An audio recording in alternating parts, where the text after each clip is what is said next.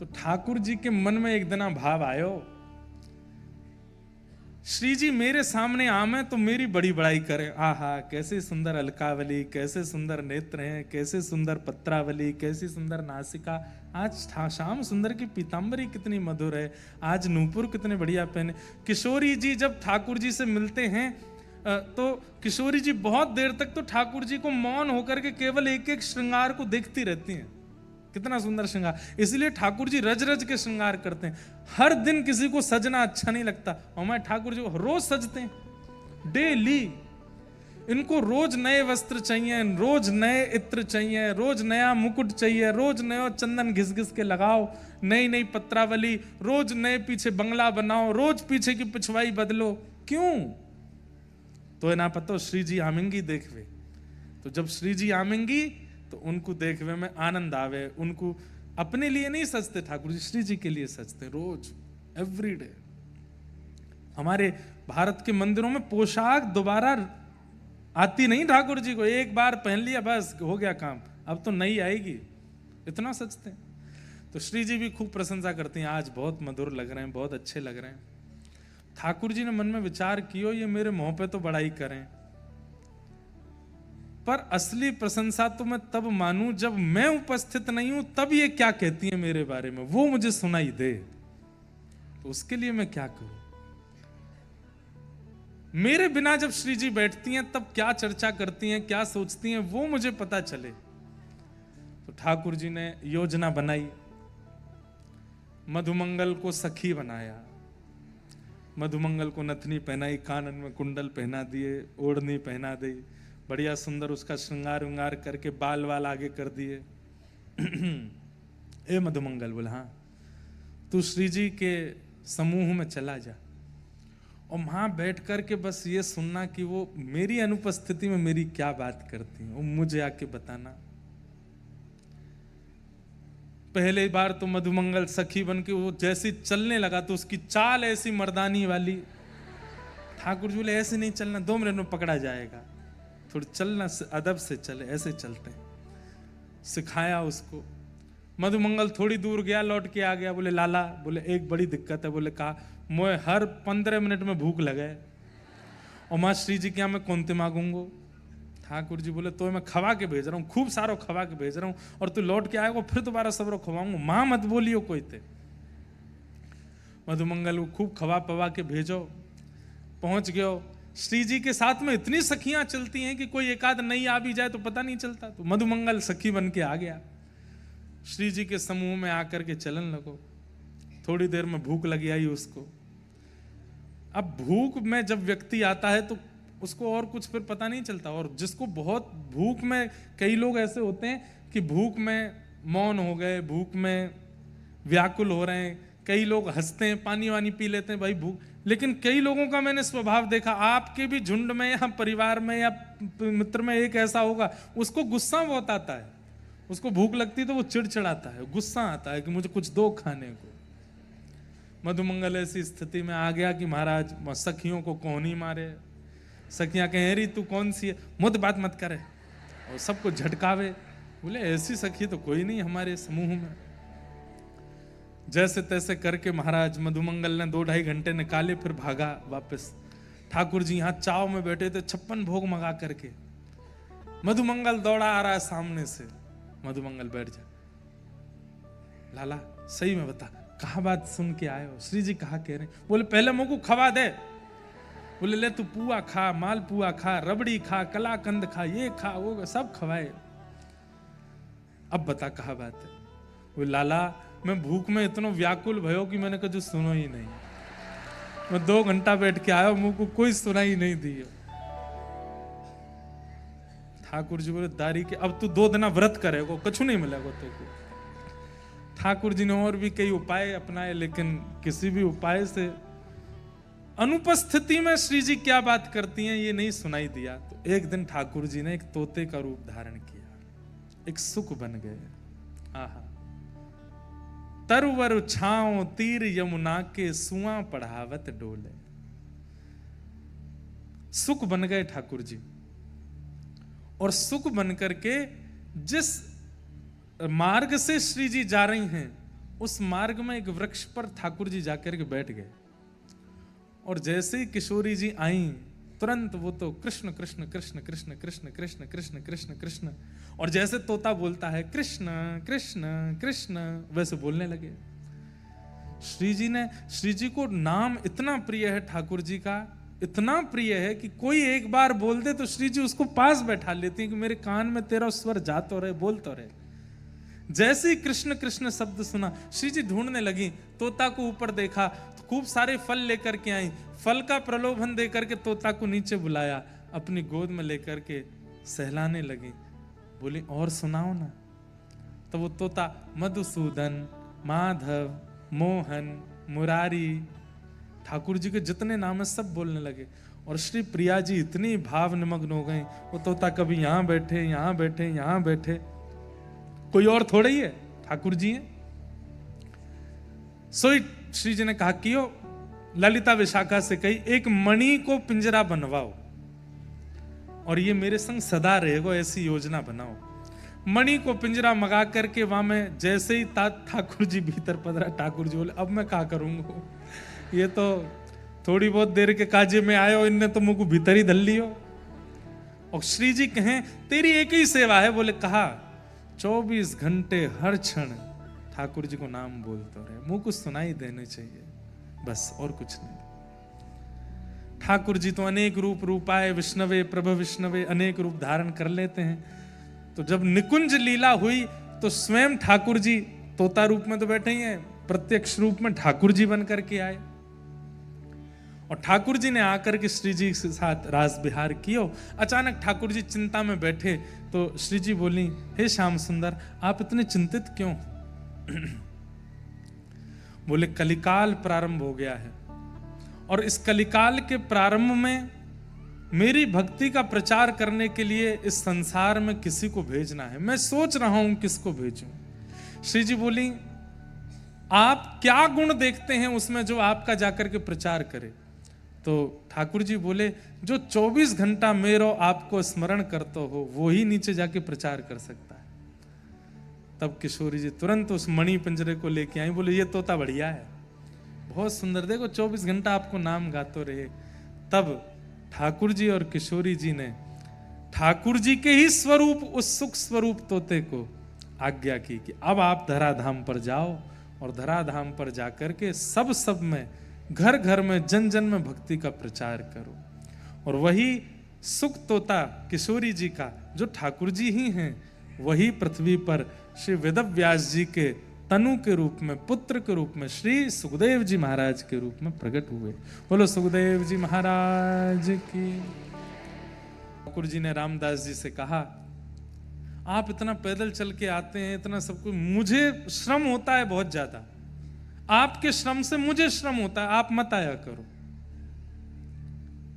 या फिर एक काम करो, बोले क्या यहीं बस जाओ द्वारिका में। रामदास जी बोले गृहस्थाश्रमी हूं, कम से कम एक दिन ही सही अपने गृहस्थाश्रम का निर्वहन तो करूंगा। तो गृहस्थाश्रम निभाने के लिए वापस जाते तो एक रात ही रुकते थे घर पे, अगले दिन फिर द्वारिका। ठाकुर जी बोले बहुत बढ़िया, भक्ति आश्रम भी निभा रहे हो, गृहस्थाश्रम भी निभा रहे हो, नहीं करोगे बंद आना? रामदास जी बोले मुझे बहुत सुख मिलता है नाथ, मुझे आने दो, ये मेरा अधिकार है, मुझसे छीनिए मत। ठाकुर जी बोले अब हमको ही कुछ करना पड़ेगा। तो एक दिन ठाकुर जी बोले एक काम करो, बोले क्या, हमको ले चलो अपने साथ। रामदास जी बोले ये कैसे हो सकता है? बोले क्यों नहीं हो सकता? अनुब्रजाम में हम नित्यम पूये ये तन्य रेणु भी, मैं नित्य अपने भक्तों के पीछे पीछे घूमता हूं। मंदिर होना, धाम होना, तीर्थ होना एक बात है, पर मेरे भक्त जहां होते हैं मैं वहीं होता हूं। मूल रूप से वही धाम श्रेष्ठ जहां असंख्य भक्त बैठ करके मेरा कीर्तन कर रहे हैं। आपको ये पंडाल लग रहा होगा, आपको ये बड़ोदरा लग रहा होगा, लेकिन दृष्टि अगर शुद्ध करके देखोगे तो एक पौना बरसाना है, एक नंदगांव है, एक वृंदावन है, एक गोवर्धन है, एक जतिपुरा है, एक द्वारिका है, एक जगन्नाथ है। सारे तीर्थ यहां विराजमान हैं। क्यों? इतनी संख्या में भक्त यहां बैठ करके हरि चिंतन कर रहे हैं। ना हम वसामि वैकुंठे योगिनाम हृदयेन च मद भक्ता यत्र गायन्ति तत्र तिष्ठामि नारद। मैं वहीं रहता हूं जहां मेरे भक्त मेरा कीर्तन गाते हैं। तो रामदास बुढ़ाना जी से ठाकुर जी ने कहा मुझको ले चलो। रामदास जी बोले ये कैसे होगा? बोले हम बता रहे हैं कैसे होगा। बोले कैसे होगा? बोले आप आना और एक बैलगाड़ी की व्यवस्था करके लाना अपने साथ, और आकर के रात्रि अपना एकादशी जागरण कीर्तन करना। पुजारी पंडा आवेंगे उससे पहले ही मैं गर्भगृह के द्वार खोल दूंगा, तुम भीतर से मुझको ले जाना। बोले जय जय। देखो गर्भगृह से प्रवेश करने का अधिकार पुजारियों का है, वहां से मैं प्रवेश करूंगा तो फिर बहुत बड़ा एक अपराध हो जाएगा। और एक बात, बोले क्या? मैं आपको नहीं ले जा रहा, आपको जाना है मेरे साथ। मैं आपको नहीं ले जा रहा हूं, आपको जाना है। तो भाई अब किसी को किसी के साथ जाना है तो जिसकी जाने की इच्छा है वो योजना बनाए, मैं क्यों बनाऊं योजना? हाँ बैलगाड़ी में ले आऊंगा, बाकी मंदिर से बाहर मैं नहीं लेके आऊंगा, आप खुद आओ। ठाकुर जी बोले तो फिर हम एक काम करते हैं। बोले क्या? पीछे एक खिड़की हम उससे तोड़ के बाहर आ जाएंगे। बोले हाँ, तब तो लगेगा भी कि हाँ प्रेम के वश आप गए हो, सामने से जाना कोई जाना है। रामदास जी गए, रात भर कीर्तन किया। प्रातः काल का समय होते ही रामदास जी तो प्रणाम करके जय जय मैं जाऊं, प्रतीक्षा करूं बैलगाड़ी पे। ठाकुर जी पीछे की खिड़की तोड़ करके बाहर निकले। आज भी वो खिड़की है। क्या बोलते हैं आपके गुजरात में उसको? हाँ? बाड़ी। रामदास बुढ़ाना की बाड़ी। अब जो भी बोलते हो। द्वारिकाधीश जी वहां से निकल करके आए। सोचिए रामदास जी नीचे खड़े, रथ चलाने का तुम पीछे बैठो हम चलाते हैं। रथ चलाने लगे। ठाकुर जी का स्पर्श करते ही महाराज वो तो जो बैल थे वो तो गरुण जी हो गए, और गरुण जी होते ही महाराज वो तो हवा की तरह बात करते हुए पहुंच गए। रामदास जी बोले जय जय, आपने हमको पहले ये कोई मंत्र बता दिया होता तो इतनी एकादशियां हम भी गरुण जी पे ही बैठ के कर लेते। बोले अब कोई बात नहीं, अब तो तुम्हारे पास ही आ गए हम। बोले आप प्रभु सीधे अगर गांव में पहुंच जाएंगे कोई बिना व्यवस्था योजना के, और पीछे से सब आ रहे हैं तो बहुत दिक्कत हो जाएगी, कोई और योजना बनाओ। ठाकुर जी बोले यहाँ पर एक ये बावड़ी है, एक तालाब है, इसमें तुम हमको छुपा दो, और पीछे से सब आएंगे, जांच पड़ताल करेंगे, कुछ नहीं मिलेगा, लौट जाएंगे, फिर हम विराजमान हो जाएंगे। ठीक है, ठाकुर जी को नीचे विराजमान कर दिया। यहाँ से सब पुजारियों ने आकर के जैसी जांच पड़ताल की। बोले ये तुम्हारी बैलगाड़ी में आए क्या? ठाकुर जी को लेके चुरा के लाए हो? बोले देख लो कुछ नहीं है। बैलगाड़ी के पीछे गाड़ी पूरी जांच की, कुछ नहीं मिला। तभी एक पुजारी जी को ठाकुर जी की पीताम्बरी मिल गई, थोड़े से पटका मिल गया। देखो देखो देखो द्वारिकाधीश जी के वस्त्र हैं ये, तो झूठ बोलता है, इसने कहीं छुपा दिया है ठाकुर जी को। पुजारियों ने बहुत मारा रामदास जी को। जैसे ही मारते हुए बोले हमें लगता है इस बावड़ी में छुपाए, नीचे जाके देखो। नीचे जाके देखा तो जल का जो वर्ण था वो रक्त वर्ण का हो गया, और वहीं एक जगह एक गुफा सी में ठाकुर जी का श्री स्वरूप विराजमान, और उसी में ही वो घाव प्रकट हो गए जो रामदास जी को दिए। ठाकुर जी वहीं नाराज होकर के बोले मेरे भक्त को पीड़ा दी है आप लोगों ने, मेरे प्रेमी को पीड़ा दी है, वो पीड़ा मुझको लगी है, और इस पीड़ा के कारण मेरे अंग से देखो रक्त प्रवाहित हो रहा है। कितना जघन्य पाप किया तुम लोगों ने। सब हाथ पांव जोड़ने लगे, जय जय हमसे अपराध हो गया। ठाकुर जी को औषधि आदि लगाई गई। ठाकुर जी को ऊपर लाके बीच में बिठाया। एक तरफ रामदास जी बैठे, एक तरफ द्वारिका के सब पुजारी बैठे। बोले जय जय आपने ये क्या किया? बोले कि इनके प्रेम के भाव से हम इनके साथ चले आए। बोले इनके साथ तो आप चले आए, पर द्वारिका को कितना सूना करके आ गए आप। वो धाम है, वो तीर्थ है, 4 धामों में एक नाम है उसका, सब कुछ वहां से चलता है। आप यहां कैसे आ सकते हैं छोड़ करके? हम आपके बिना प्राण त्याग देंगे, हमारा परिवार प्राण त्याग देगा। सब रोने लगे द्वारिका के लोग। ठाकुर जी बोले हम एक काम करते हैं। बोले क्या? सुनिएगा ठाकुर जी की बात। ठाकुर जी बोले जो हमको लेके आए हैं भगत जी, आप एक काम कीजिए। बोले कि रामदास जी बोले क्या? ये जितने द्वारिका के लोग आए हैं हमको तोल तोल करके हमारे समान वजन के भार का सोना इनको दे दो सबको। आप सबको हमारे भार का सोना मिल जाएगा, आप राजी हो जाना। द्वारिका के जो लोग थे वो सब बोले भैया द्वारिकाधीश बहुत भारी हैं, इतना सोना तो बन ही जाएगा कि 2-3 पुस्तों तक चलता रहेगा। सब द्वारिका के लोग बोले कोई बात नहीं, हम द्वारिका को संभाल लेंगे, आप सोना ही दिलवा दो। ठाकुर जी बोले चलो रामदास जी। रामदास जी बोले भगवान सोना का नाम ही सुना है, हमने देखा कभी नहीं है। ये आपने कैसी आज्ञा कर दी, और वो भी एक आध को देना हो तो बात चले भी, इतने सारे ये सब द्वारिका के लोग कहां से दूंगा मैं। ठाकुर जी बोले कान इधर लाओ हमारे पास। रामदास जी ने कान पास किया। ठाकुर जी बोले शास्त्रों में वेदों में हमारे लिए क्या लिखा है। बोले क्या लिखा है। अणो अणियान महतो महियान, हम चाहें तो ब्रह्मांड से भी ज्यादा भारी हो सकते हैं, और हम चाहें तो मक्खी से भी हल्के हो सकते हैं। छोटे से अण, आप लोग जिस मिट्टी के कण को पकड़ सकते हो, एक कण को, उस कण के भी 4 भाग करके उसका जो चौथा होगा उसके भी 4 भाग करके जो सबसे छोटा बचेगा उसको बोलते हैं अणु, उसके भी छोटे अंग को बोलते हैं परमाणु। ठाकुर जी कहते हैं वो भी मेरा स्वरूप है, मैं हल्के होने में राजी हूं, तुम तो बस हमें तोल दो। बोले तोल तो दूंगा लेकिन पडले में क्या रखूंगा। ठाकुर जी बोले तुम्हारी बहू जी है ना। बोले हाँ। उनके कान में एक सीख के बराबर एक बहुत हल्का सा एक सोने का एक तार है, उस तार से हमको तोल दो। बोले तार से तोलोगे आप। बोले हाँ। तराजू लेकर के आए, पुजारियों से कहा हाँ भाई पुजारी जी आप लोग एक काम करो, द्वारिकाधीश को उठा के तो रखो तराजू पे। सारे पुजारी लग गए, ठाकुर जी उठ ही नहीं पाए उनसे, इतने भारी। लेकिन पुजारी जी थके भी और खुश भी हूं, बहुत बढ़िया, इतने भारी हैं कि इतना सोना मिलेगा आज हमको। बोले ये तो उठ ही नहीं रहे हैं, कैसे बैठेंगे तराजू में। ठाकुर जी बोले रामदास जी को बुलाओ, वो उठाएंगे। रामदास जी ने एक हाथ का बल लगाया, ठाकुर जी तुरंत उठ गए और उठ करके सीधे गए, जाकर के पडला पे धरा। ठाकुर जी का पडला नीचे हुआ, दूसरे पडला में सब लोग हाथ मल रहे हैं। बोले हाँ लाओ लाओ लाओ, सोना चांदी हीरे जवाहरात धरो इसमें, ठाकुर जी के बल से दो। सबसे पहले पत्नी के कान का जो वो सोने का तार था वही लेके आए रामदास बुढ़ाना, और जैसे ही दूसरे पडले में धरा ठाकुर जी तो झूलन लगे, ऊपर रह गए, महाराज आगे पीछे होने लगे।